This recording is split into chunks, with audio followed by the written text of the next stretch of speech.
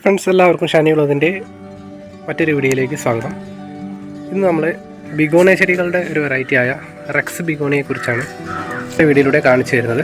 അപ്പോൾ Rex begonia നമുക്ക് എങ്ങനെ തൈകൾ വളർത്തിയെടുക്കാം, അതേപോലെ അതിൽ നിറയെ പൂക്കൾ ഉണ്ടാകാൻ വേണ്ടി നമുക്ക് എന്തൊക്കെ രീതിയിൽ ഇതിൻ്റെ പരിചരണം ചെയ്യാമെന്നുള്ളതൊക്കെയാണ് വീഡിയോയിലൂടെ സംസാരിക്കുന്നത്. ഈ ഒരു ബിഗോണിയ ചെടികളൊക്കെ നമ്മൾ തൈകൾ മാറ്റി നട്ട് വളർത്തിയെടുത്ത ചെടികളാണ്. നമ്മൾ ഒരൊറ്റ ചെടിയിൽ നിന്ന് നമ്മൾ കുറേ തൈകൾ ഉണ്ടാക്കിയെടുത്തിട്ടുണ്ട്.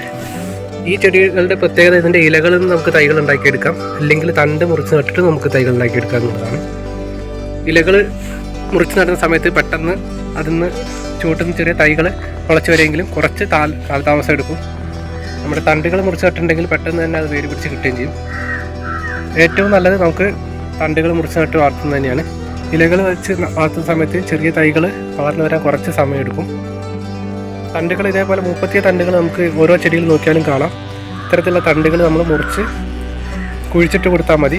നമ്മൾ നടാൻ വേണ്ടിയിട്ട് എടുക്കുന്ന പോട്ടി മിക്സ് കുറച്ച് മണ്ണും ചാണകപ്പൊടി, അതേപോലെ നമ്മുടെ ചകിരിത്തൊണ്ടും കോക്കോപ്പീറ്റോ എന്തെങ്കിലും മിക്സ് ചെയ്തിട്ടുള്ള ഒരു പോട്ടി മിക്സിൽ വേണം നമ്മൾ ചെടി നട്ട് കൊടുക്കാൻ വേണ്ടിയിട്ട്. ഇലകൾ വെച്ച് കൊടുക്കുകയാണെങ്കിൽ സാധാരണ മണ്ണിൽ നമ്മൾ ഇലകൾ വെച്ച് കൊടുത്താൽ മതി. അത് തൈ മുളച്ചതിന് ശേഷം നമുക്ക് പുതിയ പോട്ടിലേക്ക് വെച്ച് കൊടുക്കുമ്പോൾ ഏത് രീതിയിലാണ് നമുക്ക് ഏത് ചട്ടിയിൽ പോട്ടിലേക്കാണോ വെക്കേണ്ടത് അതിനനുസരിച്ചുള്ള പോട്ടി മിക്സ് തയ്യാറാക്കി കൊടുത്താൽ മതി. ചെറിയ പോട്ടിൽ നമ്മൾ തണ്ടുകൾ വെച്ച് കൊടുത്തതാണ്. അപ്പോൾ തണ്ട് വെച്ച് കൊടുത്ത് അതിൽ പൂക്കളും ഉണ്ടായി തുടങ്ങിയിട്ടുണ്ട്. ഇത്തരത്തിലുള്ള തണ്ടുകൾ നമുക്ക് ചുവട്ടിൽ നിന്ന് തന്നെ കളക്ട് ചെയ്യാൻ പറ്റും. ഇപ്പോൾ നമ്മളിത് ഒരു തണ്ട് എടുത്തിട്ടുണ്ട്. ഈ ഒരു തണ്ട് നമ്മൾ നട്ട് കൊടുത്തിട്ടുണ്ടെങ്കിൽ ഈ ഭാഗത്തു നിന്നൊക്കെ വേരുകൾ പെട്ടെന്ന് വരികയും ചെയ്യും. അതേപോലെ ഇലകൾ മുളപ്പിക്കാനുള്ളത് 30 ഇലകളായിരിക്കണം എടുക്കുന്നത്. നമ്മൾ ചുവട്ടിൽ നിന്ന് നല്ല ഇലകൾ നോക്കി എടുത്തിട്ട് മണ്ണിൻ്റെ മുകളിൽ വെച്ച് കൊടുത്താൽ തന്നെ നമുക്ക് മുളച്ച് കിട്ടുകയും ചെയ്യും. ഇപ്പോൾ നമ്മൾ ഈ തണ്ട് ഈ ഒരു പോട്ടിലേക്ക് വെച്ച് കൊടുക്കുകയാണ്. ഈ രീതിയിൽ പോട്ടിലേക്ക് കുറച്ചൊന്ന് ഇറക്കി വെച്ച് കൊടുത്താൽ മതി തണ്ടിൽ. എന്നിട്ട് നമ്മൾ നനച്ച് കൊടുത്തിട്ടുണ്ടെങ്കിൽ പെട്ടെന്ന് തന്നെ വേര് പിടിച്ച് ഇത് ചെടിയായി കിട്ടുകയും ചെയ്യും. ഇത്തരത്തിലുള്ള ബിഗോണികൾ വൈറ്റ് ഉണ്ട്, പല നിറത്തിൽ നമുക്ക് ഈ പൂക്കൾ വിരിയുന്ന ബിഗോണികളുണ്ട്. റെക്സ് ബിഗോണിയിൽ തന്നെ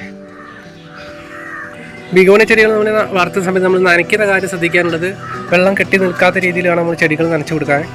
വെള്ളം കെട്ടി നിന്നാലാണ് ചെടികൾ കേടായി പോകാൻ, തണ്ട് പെട്ടെന്ന് അഴുകി പോകാനൊക്കെ സാധ്യതയുണ്ട്. അതുകൊണ്ട് നമ്മൾ വെള്ളം കെട്ടി നിൽക്കാത്ത രീതിയിൽ ഉള്ള പോട്ട് വേണം റെഡിയാക്കി എടുക്കാൻ. നല്ല ഹോളുകളുള്ള ഡ്രെയിനേജ് ഉള്ള പോട്ടുകൾ എടുത്തിട്ട് അതിന് വേണം നമ്മൾ ഈ ചെടികൾ നട്ടു കൊടുക്കാൻ. അപ്പോൾ ഇത് നമ്മൾ ലീഫ് മുളപ്പിച്ചെടുത്തിട്ടുള്ള തൈയാണ്. ചുവട്ടിൽ ലീഫിൽ നിന്ന് മുളച്ചു വന്ന തൈകളാണ് ഈ കാണുന്നത്. 2 തൈകൾ പെട്ടെന്ന് തന്നെ വന്നിട്ടുണ്ട്. ബാക്കിയുള്ളതൊക്കെ നമ്മൾ തണ്ട് മുറിച്ച് നട്ട് വളർത്തിയെടുത്തത് തന്നെയാണ്. ബിഗോണിയയിലെ വാക്സ് ബിഗോണിയ വെറൈറ്റി കൂടി ഈ വീഡിയോയിലൂടെ പരിചയപ്പെടുത്തി തരാം. ഈ കാണുന്നതൊക്കെ നമ്മുടെ ബിഗോണിയയുടെ വെറൈറ്റികളാണ്. ചെറിയ തൈകൾ നട്ട് കൊടുത്തതാണ്. അതേപോലെ ഇതും ആ രീതിയിൽ നമ്മൾ നട്ട് കൊടുത്തായിരുന്നു. നല്ല വലുപ്പം വെച്ചിട്ടുണ്ട്. കട്ടിയുള്ള ഇലകളാണ്. ഇതിൻ്റെ ഇലകളുടെ അടിവശത്ത് കളർ ചേഞ്ച് ഉണ്ട്. അതേപോലെ തന്നെയാണ് ഇതും. സിൽവർ വെറൈറ്റിയാണ്. ഇതിൻ്റെ ചുവട്ടിലും ഇലയുടെ കളറിൽ സെയിം കളർ തന്നെ ആണ്. സ്റ്റാർ ബിഗോണിയും അത്യാവശ്യം നല്ല ഹെൽത്തി ആയിട്ട് തന്നെ വളർന്നു വന്നിട്ടുണ്ട്.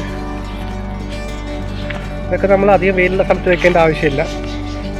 ഒരു ഷെയ്ഡ് കിട്ടുന്ന ദിവസം നമുക്ക് എന്നാലും 2-3 മണിക്കൂർ ചെറിയ രീതിയിൽ വെയിൽ കിട്ടുന്ന സ്ഥലത്ത് നമ്മൾ ഈ ബിഗോണിയ ചെടികൾ വെച്ച് കൊടുത്താൽ മതി. ഈ ചെടികളൊക്കെ നട്ട് കൊടുത്ത് പുതിയ തൈകൾ വരാൻ തുടങ്ങിയിട്ടുണ്ട്. അപ്പോൾ ഇത്രയൊക്കെയാണ് നമ്മുടെ ബിഗോണിയ കളക്ഷൻസ്. വീഡിയോ നമുക്ക് ഉപകാരപ്രദമായി വിശ്വസിക്കുന്നു. വീഡിയോ ഇഷ്ടമായി ലൈക്ക് ചെയ്യാൻ മറക്കരുത്. മറ്റൊരു വീഡിയോയുമായി കാണുന്നവരെ എല്ലാവർക്കും ബൈ ബൈ.